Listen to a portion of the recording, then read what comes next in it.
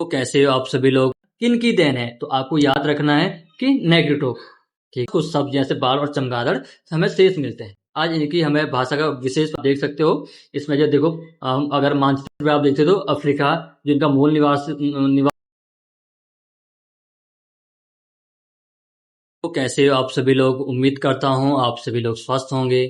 बच्चों, मेरा नाम अखिलेश है और मैं आप सभी लोगों का अपने YouTube चैनल पर स्वागत करता हूँ। बच्चों, इससे पहले जो हमारी कक्षा थी भारतीय भाषा परिवार, ठीक है, विश्व की लगभग 3000 से अधिक भाषाओं को अलग अलग भाषा परिवारों में बांटा गया है। उन्हीं में एक हमारी भारतीय भाषा परिवार थी, जो विश्व का सबसे बड़ा भाषा परिवार भी माना जाता है। उसका हमने इससे पिछली वीडियो में अध्ययन किया था। अगर आप लोगों ने वो वीडियो नहीं देखी है तो आप लोगों से निवेदन करता हूँ कि एक बार आप उस कक्षा को देखिए, उसके बाद आप इस कक्षा का आनंद लीजिए, क्योंकि जो चीजें हमने वहां से छोड़ी थी उन्हीं को वहां से हम स्टार्ट करेंगे। ठीक है, थोड़ा बता देता हूँ भारतीय भाषा परिवार के बारे में। भारतीय भाषा परिवार को दो भागों में बांटा गया था, सतम और केतुम। उसी सतम वर्ग के अंदर हमारी भारत ईरानी शाखा आती थी, उसी शाखा का हम आज आगे अध्ययन करने वाले हैं। ठीक है, उससे पहले सबसे पहले हम इसमें क्या देखेंगे, भारत में जो आर्य थे, तो आर्यों से पहले तो भारत में कोई रहे होंगे, ऐसे तो नहीं कि आर्य आए उन्हीं की हमारी जो आज संस्कृति है वो उन्हीं की देन होंगी। उससे पहले भी कहीं लोग भारत में आए थे, उन्होंने भारत को नई नई चीजें दी थी संस्कृत के रूप में, और उसी से क्या होता है, भारत का संपूर्ण भारत का एक निर्माण होता है। तो उन चीजों के बारे में हम आज जानेंगे, तो आप कक्षा में अंत तक बने रहे। उम्मीद करता हूँ आपको कक्षा अच्छी लगेगी। चलो शुरू करते हैं। भारत के प्राचीन मूल निवासी, ठीक है, टॉपिक हमारा है भारत के प्राचीन मूल निवासी आर्यों से पूर्व, मतलब आर्यों से पहले। ठीक है, तो हम पढ़ेंगे यहाँ से। भारतीय इतिहास के अध्ययन से मैं यह जानना आवश्यक है कि आर्यों के आने से पहले भारत में कौन सी जातियां बसी थी। ठीक है, क्योंकि उनकी भाषाओं और संस्कृति का हमारी वर्तमान सभ्यता पर गहरा प्रभाव पड़ा है। ठीक है, जो लोग पहले आए थे उन्होंने कुछ ना कुछ तो दिया ही होगा, अच्छा या बुरा कुछ ना कुछ दिया ही होगा, उससे ही हमारी संस्कृति प्रभावित होगी। कुछ ना कुछ हमें सीखने को मिलता है, तो अच्छा सीखते हैं या बुरा सीखते हैं। ठीक है, तो सीखते हैं। ठीक है, उससे हमारा क्या होता है, व्यवहार है कुछ ना कुछ परिवर्तन तो होता है, तो हमारी संस्कृति में कुछ ना कुछ प्रभाव पड़ा होगा। ठीक है, शोध बताते हैं कि कोई एक जाति मूल निवासी नहीं है। शोध, जो बच्चे रिसर्च करते हैं उनसे मैं यह पता चलता है, उन्होंने जो रिसर्च की है इस पे, उससे पता चलता है कि कोई एक मूल निवासी यहाँ का नहीं है। ठीक है, बल्कि समय समय पर बाहर से आई विभिन्न जातियों ने मिलकर भारत का निर्माण किया है। शोध से हमें क्या पता चलता है कि कोई भी एक जाति यहाँ की मूल निवासी नहीं है, बल्कि समय समय पर विभिन्न जातियां भारत में आती रही और उससे से क्या होता है, भारत का निर्माण होती है। इसी कड़ी में 4 जातियां मुख्य रूप से हमें देखने को मिलती है, जिनमें से हमारा पहला है नेग्रिटो।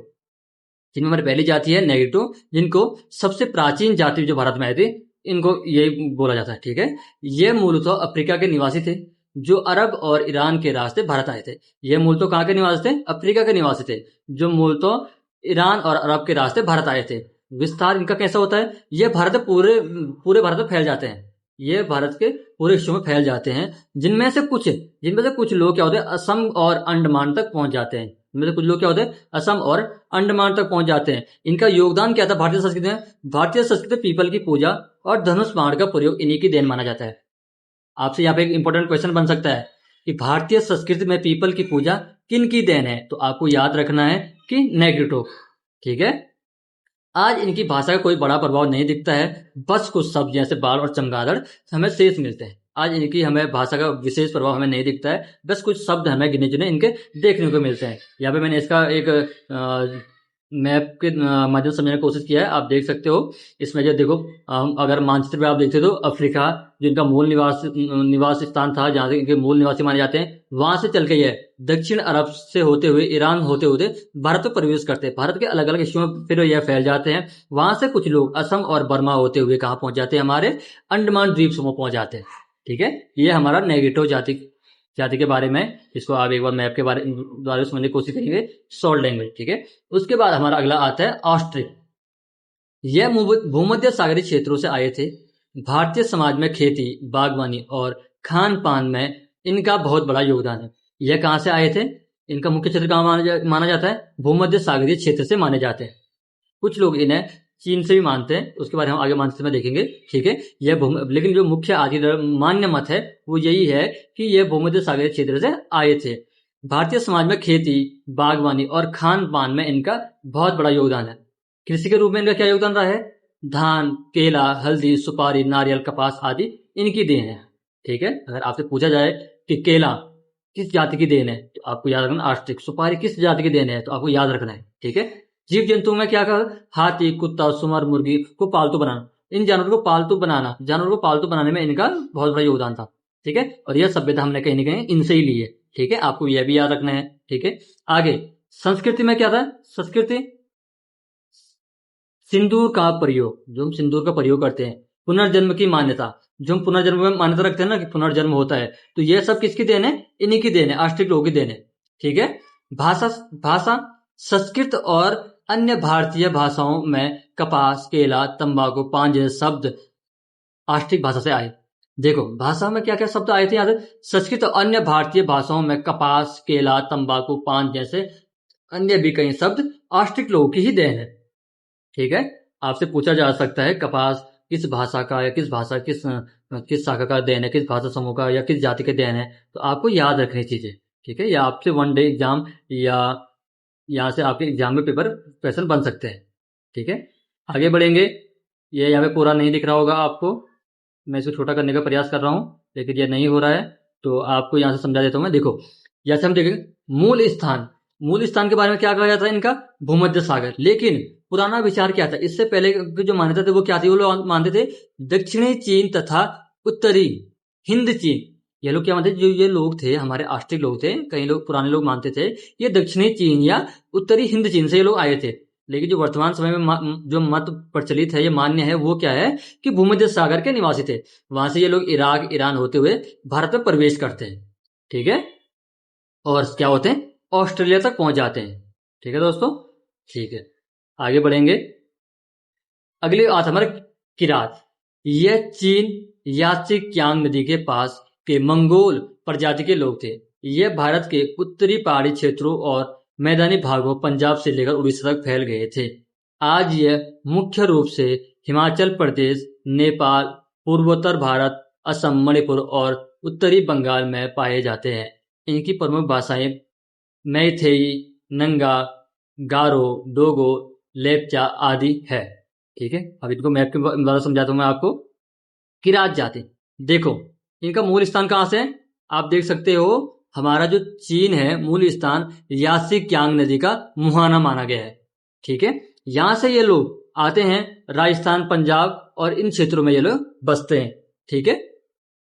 आप यहां से देख सकते हो, देखो यह भारत के उत्तरी भागों, उत्तरी पहाड़ी क्षेत्रों में और मैदानी जैसे पंजाब और उड़ीसा तक फैल गए। पंजाब और उड़ीसा, पंजाब कहाँ है हमारा, उत्तर में पड़ता है हमारा कहीं ना कहीं। ठीक है। वहां से लेकर ये क्या होते हैं हमारे उड़ीसा तक फैल जाते हैं। ठीक है। आज ये मुख्य रूप से आज कहाँ पाए जाते हैं ये लोग, ये मानचित्र में आप देख सकते हैं आज कहाँ है, हिमाचल प्रदेश में है, आपका उत्तर प्रदेश में है, बंगाल में, मुख्य रूप से आज ये लोग यहाँ देखने को हमें मिलते हैं। ठीक है। उत्तरी बंगाल में पाए जाते हैं, हिमाचल, पूर्वोत्तर नेपाल, नेपाल में ही पाए जाते हैं आज। ठीक है। इनकी मुख्य भाषाएं क्या थी, मैथेई, नंगा, गारो, बोडो, लेप्चा आदि। ठीक है। आपसे पूछा जाता है कि बोडो, बोडो किस जाति की भाषा है या किस जाति की भाषा की देन है। ठीक है। किस जाति की देन है या बोडो भाषा किस जाति की देन है, तो आपको याद रखनी चाहिए। ठीक है। द्रविड़, यह तीसरी प्रमुख जाति थी जिसका मूल स्थान संभवतः अफ्रीका या भूमध्य सागरीय क्षेत्र माना जाता है। यह केवल दक्षिण भारत तक सीमित नहीं थे बल्कि पूरे भारत में फैल गए थे। ठीक है। यह क्या है, तीसरी प्रमुख जाति है जिनका मूल स्थान अफ्रीका या भूमध्य सागरीय क्षेत्र माना जाता है। ठीक है। अफ्रीका या भूमध्य सागरीय क्षेत्र माने जाने वाली यह तीसरी जाति है। ठीक है, जो भारत में प्रवेश करती है। यह केवल दक्षिण भारत तक सीमित नहीं थी बल्कि पूरे भारत में फैल गई थी। यह केवल दक्षिण भारत तक सीमित नहीं थी बल्कि पूरे भारत में फैल गई थी। हड़प्पा, मोहनजोदड़ो, गुजरात, लोथल, मेरठ में मिले अवशेष इनके प्रमाण है। इसके जो हमें अवशेष मिलते हैं उससे हमें प्रमाणित सिद्ध होते हैं। और अवशेष कहाँ कहाँ मिलते हैं, मोहनजोदड़ो में मिलते हैं, गुजरात के लोथल में मिलते हैं, मेरठ में मिलते हैं। इनके क्या मिलते हैं, अवशेष मिलते हैं, जिनसे क्या होता है इनकी प्रमाणिकता का हमें पता चलता है। ठीक है। भारतीय संस्कृति में क्या योगदान है, शिव पार्वती, गणेश, कार्तिक, हनुमान और मृत्यु के बाद पिंडदान जैसी परंपराएं द्रविड़ों से आए थे। अगर आपसे सवाल बन जाए शिव पार्वती, गणेश, कार्तिक, हनुमान और मृत्यु के बाद पिंडदान जैसी जो परंपराएं हैं वो किनकी देन है, तो आपको याद रखना है वो द्रविड़ों की देन है। ठीक है। आपसे सवाल बन सकता है। भाषा पर प्रभाव। भारतीय आर्य भाषाओं जैसे हिंदी के व्याकरण और शब्दों पर द्रविड़ों का गहरा प्रभाव है। भारतीय आर्य भाषाओं जैसे हिंदी के व्याकरण पर और शब्दों पर, हिंदी के व्याकरण और शब्दों पर क्या है, द्रविड़ों का गहरा प्रभाव है। ठीक है। संयुक्त क्रियाओं का प्रयोग, टो वर्ग का विकास और ढेर सारे शब्द जैसे अनुकला, बीज, रात्रि, तांदुल द्रविड़ों की ही देन है। टो वर्ग का विकास किसकी देन है? द्रविड़ों की देन है। संयुक्त क्रियाएं जिनको हम सहायक क्रियाएं बोलते हैं, वो किसकी देन है? द्रविड़ों की देन है। ठीक है। और ये शब्द जो अनुकला, रात्रि, बीज, तांदुल, ये क्या है? द्रविड़ों की ही देन है। इसके अलावा जो शब्द हम जोड़े में बोलते हैं, जोड़े में मतलब युग्म, चाय वाय, किताब विताब, ठीक है, तो यह किसकी देन है? अगर आपसे बोला जाए कि जोड़े में शब्दों का प्रचलन किस जाति की देन है, तो आप क्या रखेंगे? याद क्या रखना है आपको? द्रविड़। ठीक है, ये इन्हीं की देन थे। सॉरी, देखो इनका मूल स्थान कहाँ माना जाता है? अफ्रीका होते हुए भूमध्य सागर से और ईरान और अफगानिस्तान के रास्ते कहाँ पहुंचे? भारत में पहुंचते हैं। अब भारत के अलग अलग हिस्सों में ये फैल जाते हैं। आगे बढ़ेंगे। अतः आज की भारतीय संस्कृति और भाषा कोई एक इकाई नहीं, बल्कि यह नेग्रिटो, ऑस्ट्रिक, किरात और द्रविड़ जाति के परस्पर मेल है। उनके सांस्कृतिक आदान प्रदान का परिणाम है। ठीक है, जो भारत है, ठीक है, भारत की संस्कृति है, ठीक है, भाषा में कोई नहीं, एक इकाई नहीं है। ये क्या? आज की भारतीय संस्कृति और भाषा कोई एक इकाई नहीं है, बल्कि नेग्रिटो, ऑस्ट्रिक, किरात और द्रविड़ जातियों के परस्पर मेल और उनके सांस्कृतिक आदान प्रदान का परिणाम है। उनके सांस्कृतिक आदान प्रदान का ही एक परिणाम है हमारा भारत और भारत की संस्कृति। ठीक है। आर्यों का भारत में आगमन इतिहासकारों के अनुसार, ठीक है, देखो भारत, अब हम आगे बढ़ रहे हैं। ठीक है। आर्यों का भारत में आगमन इतिहासकारों के अनुसार लगभग 1500 ईसा पूर्व के आसपास आर्य भारत की पश्चिमी और उत्तर पश्चिमी सीमा से यहाँ आए थे। विद्वानों के बीच यह बहस का विषय रहा है कि क्या वो एक बार में आए थे या अलग अलग समय पर आए थे। ठीक है। जो भारत में आर्य आते हैं तो इनके बारे में कहा गया है कि 1500 ईसा पूर्व से पहले या 1500 ईसा पूर्व के आसपास ये भारत में प्रवेश करते हैं। और इनके बारे में दूसरा क्या क्या मतभेद है कि ये एक बार में आए थे या अलग अलग बार में आए थे। एक ही बार में आए थे, अलग अलग आए थे। तो इसमें एक हमारे विद्वान है हार्नले का सिद्धांत। ठीक है। विद्वान हार्नले का मानना था कि आर्य दो अलग अलग समूह में आए। पहले आने वाले आर्यों ने मध्य देश में अपना डेरा जमाया। मध्य देश में अपना डेरा जमाया। जब दूसरे समूह के आर्य आए तो उन्होंने पहले आने वाले जो आर्य थे हमारे, उनको क्या कर दिया? बाहरी हिस्सों में भेज दिया। तो इसको हम किस तरह से पढ़ सकते हैं? यहाँ पे दूसरे समूह के आर्य आए तो उन्होंने पहले वालों को चारों दिशाओं, उत्तर, दक्षिण, पूर्व, पश्चिम की ओर धकेल दिया। इसी कारण पहले आने वाले भारी और बाद में आने वाले भीतरी आर्य कहलाए। जो पहले आए थे वो बाहरी क्यों कहलाए? क्योंकि जब दूसरे बार वाले आए थे उन्होंने क्या किया था? पहले बार वालों को बाहरी हिस्सों में भेज दिया था। वो बाहर गया, समझ लो बाहरी बाउंड्री में आ गए वो सब लोग, उत्तर, पूर्व, दक्षिण सब में आगे, बाहर आ गए। तो इसलिए वो क्या हो गए? बाहरी हो गए। और जो बाद वाले थे वो मध्य देश में बस गए, इसलिए वो भीतरी हो गए। मतलब भीतर है इसलिए भीतरी, जो बाहर के एरिया में वो बाहरी हो गए। ठीक है। हार्नले का यह भी दावा था कि बाद में आए भीतरी आर्यों ने ही वैदिक संस्कृत की नींव रखी। हार्नले का यह दावा था जो बाद में आए जो आर्य थे, भीतरी आर्य जिन्हें हम बोल रहे हैं, उन्हीं ने वैदिक संस्कृत जो हमारी थी उसकी नींव रखी। ठीक है। आगे बढ़ते हैं। ग्रियर्सन महोदय का नाम लिया जाता है। ग्रियर्सन का मत अक्सर इस सिद्धांत को हार्नले ग्रियर्सन सिद्धांत कहा जाता है। जो हमने ऊपर सिद्धांत पढ़ा है इसको अक्सर क्या कहा जाता है? हार्नले और ग्रियर्सन का सिद्धांत कहा जाता है। लेकिन ग्रियर्सन ने स्वयं इसका कड़ा विरोध किया है। उन्होंने स्पष्ट कहा है कि आर्यों के अलग अलग हमलों की कल्पना अनावश्यक है। उन्होंने कहा कि आर्यों की अलग अलग आने की जो कल्पना है वो क्या है? अनावश्यक है। उन्होंने उसको नकार दिया। ग्रियर्सन ने यह जरूर माना कि भारतीय आर्य भाषाओं के दो मुख्य वर्ग हैं, इन्होंने यह माना था कि अलग अलग आने की बात इन्होंने नकारी है, लेकिन इन्होंने यह जरूर माना है, ग्रेस ने जरूर माना है कि भारतीय आर्य भाषाओं के दो वर्गों इन्होंने मुख्य रूप से माना है। वो कौन है? भीतरी और बाहरी, इन्होंने दो वर्ग इन्होंने माने हैं, लेकिन इन्होंने ऐसा नहीं माना है कि दोनों अलग अलग बार में आए थे। उन्होंने अध्ययन के आधार पर बताया कि बाहरी शाखा की भाषाएं भीतरी से काफी अलग है और वे दरद भाषाओं के अधिक करीब है। ठीक है, दरद के अधिक करीब है। इससे यह संकेत मिलता है कि बाहरी आर्यों और दरद लोगों का मूल एक ही होगा।